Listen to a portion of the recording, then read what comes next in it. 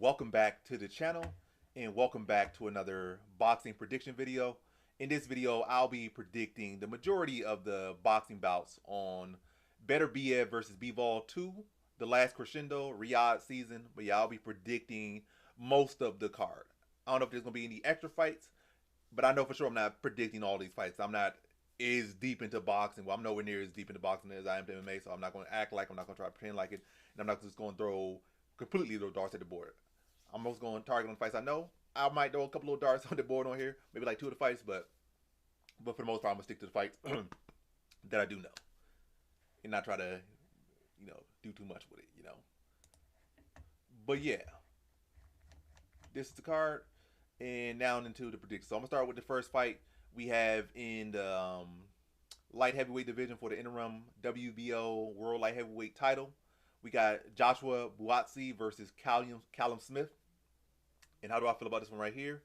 Is I'm going low confidence Joshua Buatsi to beat Callum Smith. Yeah, Callum Smith has taken a good bit of damage. He has been at this level much longer and been in some big fights. Took a lot of damage in the Canelo fight. Definitely took a lot of damage in the Beterbiev fight, which he's only one fight removed from. Like, he had the Beterbiev fight, took a lot of damage, got stopped, I think, in the 7th round. And then he fought a tune-up fight after that. Like, he literally took a fight like, I need a win and I need to be pretty much guaranteed. And then he got that. He got to go like 6 rounds, playing with the can, put the can out in 6 rounds. So you could clearly see like his mental was broke. That you had to go from fighting, like again, a guy on the pound list, guy like probably top 5 pound for pound right now, to like, oh, I lost that fight. Now I got to fight a guy that's a bum off the street essentially to build my confidence back. So anytime you go from taking that huge a step down, and you at this level. That says, like, you were mentally broken. I don't care what no one says. Oh, was this reason or was that reason? He had a better opponent originally. That was just lame, to be honest. You have over 9,000 fights and you stepping down to fight literally free wins, like. But it is what it is. Gift wrapped, delivered to your hand, win right there. And with cash inside the Amazon package as well. But yeah, I go Joshua Buatsi here, low confidence, beat Callum Smith.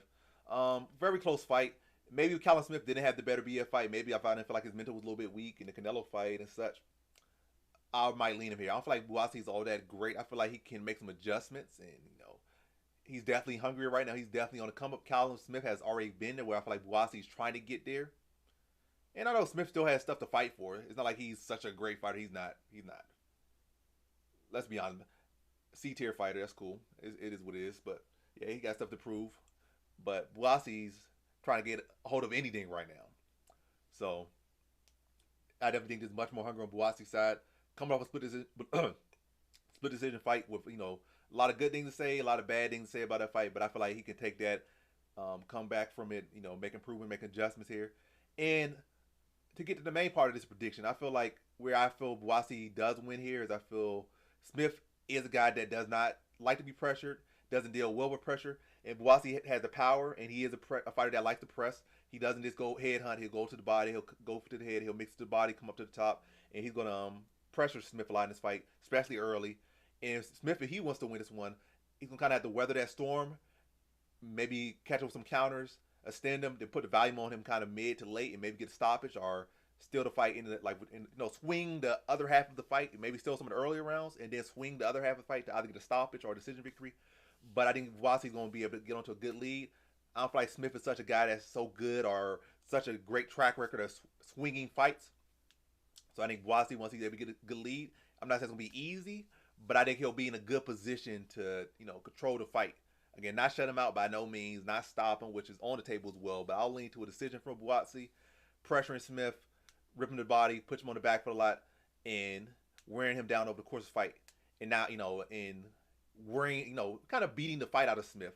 Like, not stopping Smith, not dominating Smith necessarily, but, taking that will out of Smith so he don't have that second gear to swing the fight, in my opinion. I think it's going to be a close competitive fight.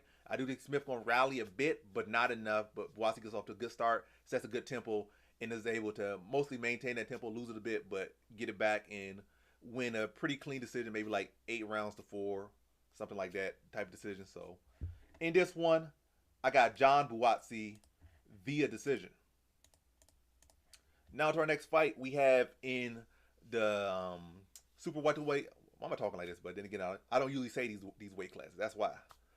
In the super welterweight division, we got Virgil Ortiz Jr. versus Israel Madrimov. And how do I feel about this one right here? Is I'm going low confidence Israel Madrimov to beat Virgil Ortiz Jr. I think Virgil Ortiz Jr. is a solid fighter. Am I particularly amazed by him? Do I feel like he has such a high ceiling or such a generational talent? I don't. I think he's a good, passable fighter, but I don't really see nothing particularly special about him. I guess if you're at this level and you gotta stake up some gold, like you are special because it's like everything. Like amateurs, you got some special guys here. Then you go to pro where you got amateurs. And there's the Golden Gloves. It's the national champions. It's the Olympic champions. It's always what do you know, weeding out.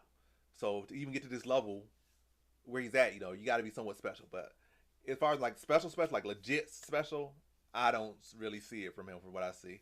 I think he's a tough, scrappy fighter. He definitely got the heart and will, but I don't feel like his talent is all that great. I don't feel like his style is particularly such a great style. I feel like it's pretty good, pretty fundamental, but nothing really special. Like, he got that works hard, got the dedication for it, but nothing nothing really stands out. But I feel like Madrimov not as technical as Ortiz, or at least, well, I'm not gonna say he's not as textbook as Ortiz. I feel like Madrimov is a little bit kind of like a funky style, but he's beneath that funkiness. There's a technique to behind it. Especially you saw is that you break down the fight with Terrence Crawford. Like, he was making reads on Crawford. Crawford's making reads on him. Ultimately, Crawford made the better reads on him and won the fight. But Madrimov was doing a good job against Crawford. Maybe Crawford a little bit smaller, maybe this, maybe that, but I did like what Madrimov showed in that fight, and I also feel like Madrimov fought the best he ever fought in that fight. So I feel like he rose to the case. So I can't say that the Madrimov that prior to the Terrence Crawford fight is as good as the Madrimov that did fight Crawford. So I feel like you can't expect the Madrimov before Crawford. You got to expect a Madrimov post Crawford. Like the Madrimov we saw against Crawford, and a Madrimov that might be even better from fighting Crawford. And Ortiz has not put nowhere near the skill level of Crawford, or even half the skill, or a quarter, or dime 10% of Crawford yet. He just has not been on that level. And I think Madrimov, I'm not going to say Madrimov stop him or going to run circles around him. I think it'll be a good competitive scrap, but I think Madrimov's versatility in being unorthodox and craftiness is going to be the difference in this fight. He's going to be land shots from weird angles, have weird tempos that Ortiz is going to have to figure out over the course of the fight. And by that point, Madrimov's going to be piling up rounds. And even then, I don't feel like Ortiz going, once he figures him out or gets a beat on him a bit, I don't feel like he'll be able to do nothing. I don't feel like Ortiz is such a big puncher or such a great counter puncher, or, again, it's like, what's really special about Ortiz? Again, not a bad fighter, but it's not, he got a lethal right hand that you can't afford to get hit. He got a great check hook. He got, he's good, but yeah, I just think Madrimov's movement, craftiness, unorthodoxness is going to cause issue for Ortiz. And ultimately, Madrimov is going to be at the edge of closest to him. Like, I'm saying all this, but I'm not really knocking Ortiz. I just feel like Madrimov has a slight edge, and that's going to be the push him over. So close competitive fight. Maybe Madrimov wins by a round or two, but a very close competitive fight. But I think Madrimov is going to be at the edge ever so slightly here and continue his growth in the sport. So in this one, I have Israel Madrimov via decision. Now to our next fight, we have in the lightweight division, we got, I don't know, my phone is buzzing. I don't know why, but let me mute it.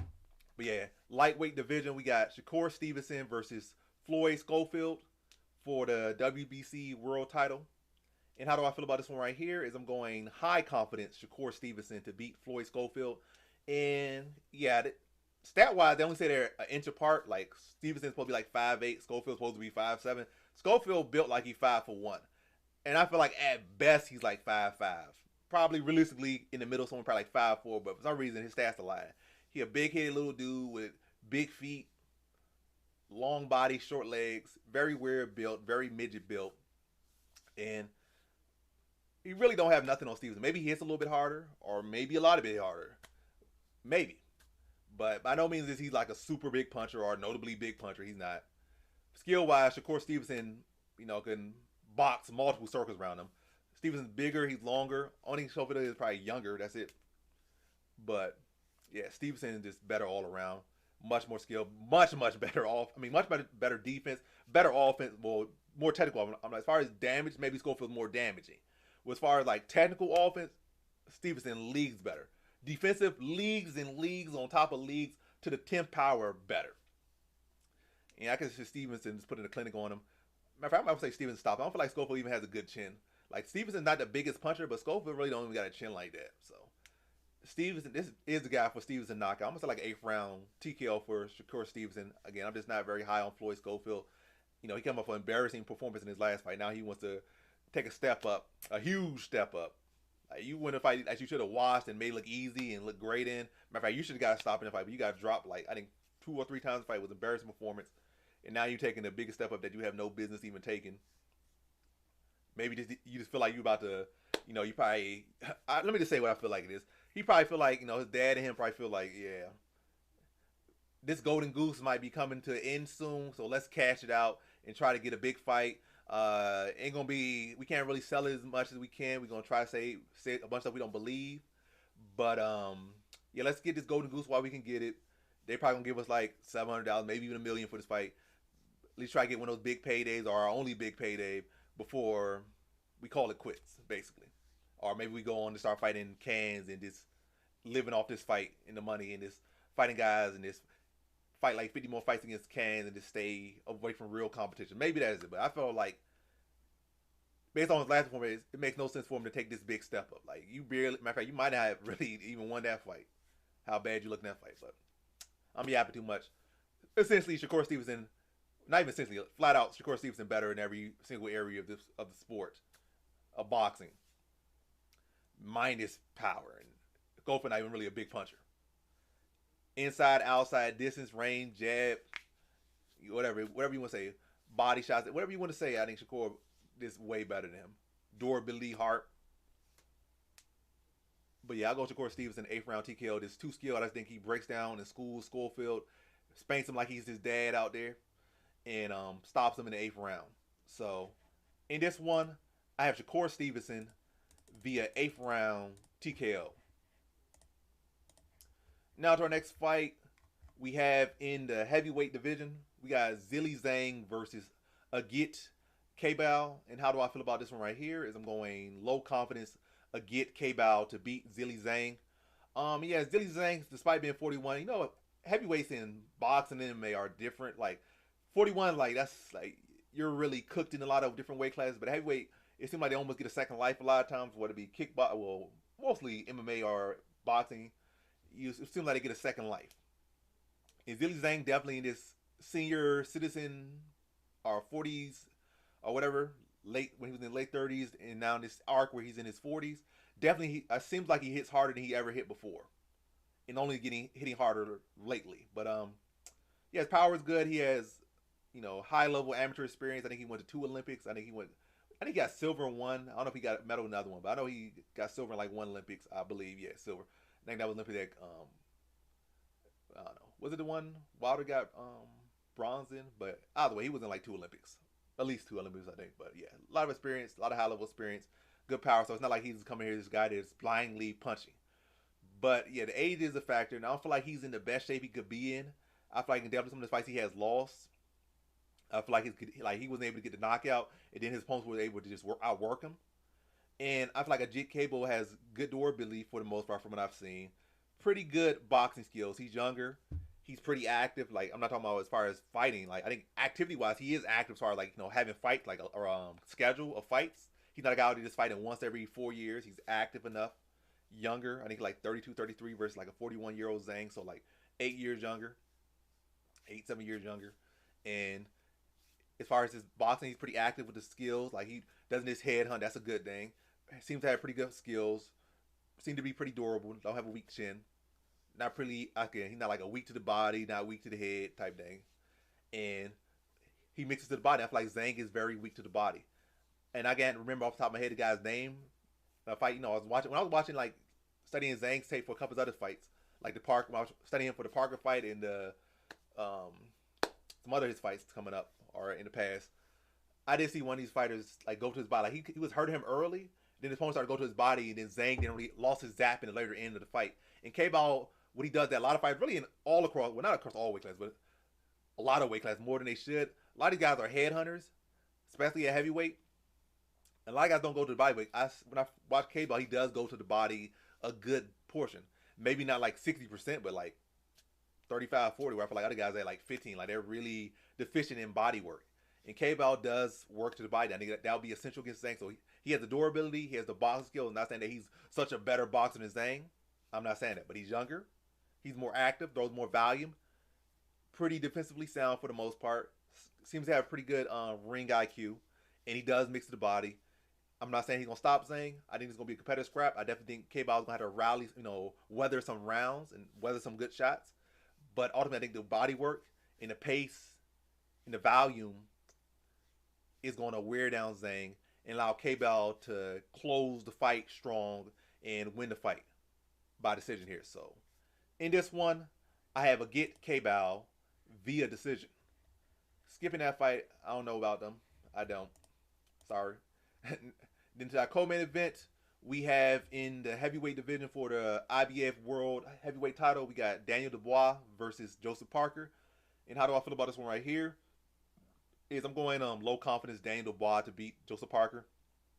Yeah, Joseph Parker is seeing he's seen a resurgence in his career. It is not just by luck. He's put in the work. He's making the right adjustments, and he's been winning. One thing you can say that's we can say good and batting, but as far as I'm picking against him, I'm picking Daniel Dubois. I'm picking Daniel Dubois. I'm picking Daniel Dubois. I'm picking Daniel Dubois to beat him low confidence. But so that's why I'm going to really point out the weaknesses of what he's doing more so because I'm picking against him. But yeah, I feel he's showing more durability. Well, I feel like he's always been durable. It's not like he ever had a glass chin, so he's always been durable. Zhang hit so hard it made it like his durability looked like he wasn't durable because Zhang just hits that hard. But other than that, Parker has always seemed to have a pretty sturdy chin, from what I've seen. But yeah. But he fought that fight smart and was able to rally and win the fight. In the Wilder fight, again, he fought smart, proved defense, improved IQ, made some better adjustments, and was able to really take away a lot of power that Wilder had and just pretty much dominate him the whole fight.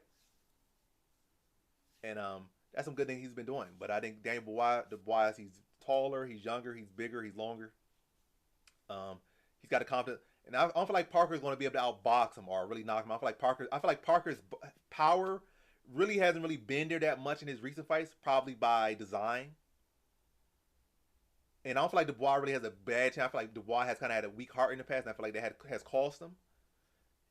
But I don't feel like Parker's going to really push that volume and that pace that's going to really crack Dubois. And I also feel like Dubois is not so ready to go back to that place anymore. Like, I feel like if he gets kind of pushed this time, I feel like he's going to rise to the occasion. He did have those 2 drops to Usyk and Joe Joyce. The Usyk one being much more recent. But I feel like he has learned and grown. And he's still only 27, so the guy's still a growing boy. He's basically a baby at heavyweight. 27 at heavyweight is a baby, literally a baby. So this guy's only going to get better. This kid's only guy, man, going to get better. And I feel like he's locking in, looking the best he's ever looked, looking better every single time out. And I feel he's going to be able to be the more cleaner box out there. Again, be able to use that length, use the jab, use the size, have the heavier hands, the better work rate, and not allow Parker to try to drag and drown him or, force him to fight out of character. I think Dubois is going to be able to stay composed through this fight, be the cleaner boxer, be the younger fighter, be the more active fighter, and land the heavier shot, land more shots, land more effective shots, and land the more damaging shots throughout the fight. And I think he wins a decision over Joseph Parker here. So, in this one, I got Daniel Dubois via decision. Now to our next fight, we have in our main event for the undisputed light heavyweight title, we have Artur Beterbiev versus Dmitry Bivol 2. So in the first fight, I went with Bivol. In the rematch, I'm speaking like I'm foreign now. But yeah, first fight I had Dmitry Bivol. In the rematch, I have Dmitry Bivol. It is what it is. I'm going low confidence. Dmitry Bivol to beat Artur Beterbiev. Bivol is a younger man by 6 years. The first fight was extremely close. I still feel Bivol won that one extremely close. Not a robbery by it's not a robbery or wasn't a robbery by any means. But I did feel that Bivol won that one, and I also feel that I don't feel Bivol is the younger fighter by 6 years. He's not no Gerber baby by any means. He's not like re-peaking or anything like that. I think he is who he is. He can make some slight adjustments. He could get a little bit better, but it's not like he's got like I'm turning 29. I'm 29 when we first fought. Now I'm 32, and I hit that little. I finally hit my peak. I feel like he's at his peak. He can make some adjustments, definitely. And I do feel like what I do feel like he is. I feel he can make bigger adjustments than Beterbiev, and it's not all attributed to being the younger fighter. I feel like Beterbiev is who he is, and he did what he had to do on the night. But I can't really say what can he necessarily do better. Obviously, you could always do things better. But I can say anything that's gonna make such a big drastic change that he can do from that fight to this fight, where I feel like Bivol, again, nothing super drastic, but at least he can make notable changes. You know, he was clipping Beterbiev with a lot of good shots. Maybe this time around he could sit on him more. You know, had a pretty good start to the fight, but I feel like kind of waned at the end, and then he can make adjustments to that. And he is the younger fighter, and I definitely think he can make adjustments as far as especially the finish shots to the body, because that's definitely going to wear. That was definitely an investment that Beterbiev made in the first fight. And not to say that Bivol just got flat in his fight went over, but it definitely attributed to like a slower. On top of how many shots Bivol does throw, the body work of Beterbiev did attribute it to a bit of a slowdown that was enough to sway the judges and make those rounds a lot closer or swing them to Beterbiev down the stretch. And I feel like Bivol can make adjustments on his defense, especially the body. And as far as offense, he can sit on shots more. Strength and conditioning, he could put more mass on, whatever he wants to do. But like and find a remedy, I guess, to Beterbiev. Still think regardless, it's going to be a close fight no matter what he did or Beterbiev does. But I think this time, Dmitry Bivol is going to be able to make the better adjustments from the last fight. And again, yet another competitive fight. I think this time, Dmitry Bivol gets his hand raised.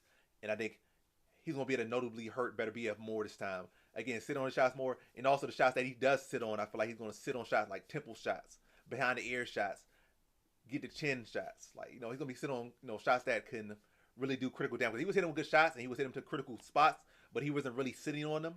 And I feel like the way he was hitting in combination at times to critical spot, it'd be much better if he just sat on a shot or maybe two shots instead of going for like a 4-piece. And I feel like he'll make those adjustments. I said not to say that he's going to just throw away his whole complete style, but he'll make adjustments to his style, when he feels necessary. And I feel he can, again, not make a dramatic change, but make the small adjustments that can sway the fight his way. And yet again, a very close fight. But this time, Bivol, again, making the right adjustments and beat a Beterbiev. But amazing fight, two skilled competitors, two world-class boxers, two of the best fighters in the game. Both guys should definitely be top 10 pound for pound. I know what some people have Beterbiev. I know everybody has Beterbiev on, but I don't think Bivol's on everybody's top 10 list, but he should be on there.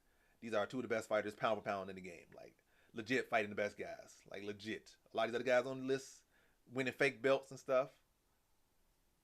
In weight class where it's not really high level skill. I'm not saying Crawford. Crawford's in good weight class. Uzyk's for some real people. I'm alluding to some other people.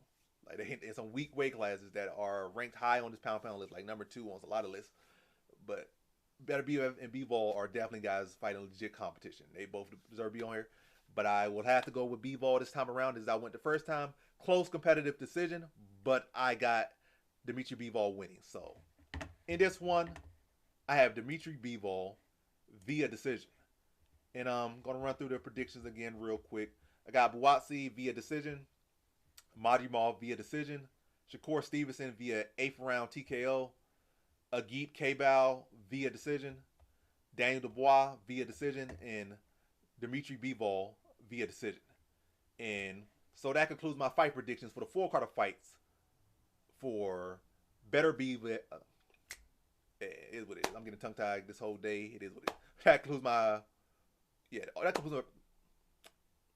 Somebody can watch this video like I never watched this guy before, and I'll never watch him again. But, yes.